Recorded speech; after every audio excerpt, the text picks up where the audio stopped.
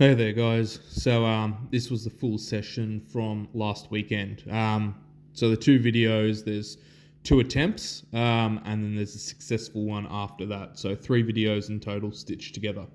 Yeah, look, I've just been trying to conquer the blue stone for a while, and all the previous attempts have just, helped me get stronger.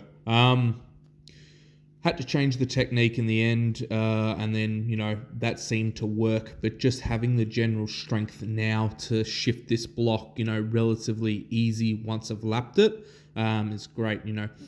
The day was pretty wet, so it was really slippery to grab a hold of the stone. But once I actually have the stone in my hands and I have a grip of it, once it's broken off the ground as well, I don't really have an issue like just holding onto it and getting into position. The blue stone block, 131 kilos when it's dry. So it's been sitting in the moisture a bit because it had been raining. So who knows what it actually weighed on that day. You probably drank a fair bit of water the night before. So, I've had multiple attempts at trying to beat this thing. And then to finally get it made me feel, really good. The night before, the Friday evening, I had a heavy bench and did a whole lot of volume work. So I went into this session and I really wasn't very well rested at all. You have some of those sessions where you just think, your training isn't going to go to plan that day. And then there's other times, where you just completely ignore it and it just takes off. Going into this session, on the Saturday, I didn't feel particularly strong at all. I felt pretty under the weather in terms of just being sore from, the previous night's training.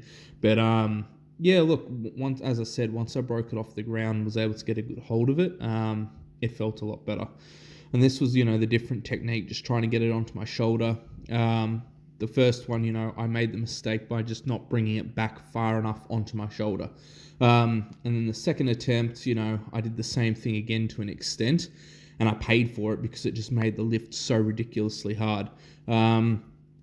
I can see myself, throwing this stone over the yoke a few times now once I've just mastered balancing it on my shoulder and getting an idea of, how high I need to have it raised once it's sitting on the shoulder to clear the top of the yoke frame. But other lifts that I'm going to do to help this is I'm going to do a lot more stone squats with the blue stone. Best I've done so far is 8 reps. So, if I could work up to a set of 10 for squats with this, that would be ideal. And then I'm going to use one of the smaller blue stone blocks. I think I have one that's about 76 or 78 kilos. I've sprayed it on the stone. So, the spray paint, makes it a lot easier to remember than trying to rely on memory alone.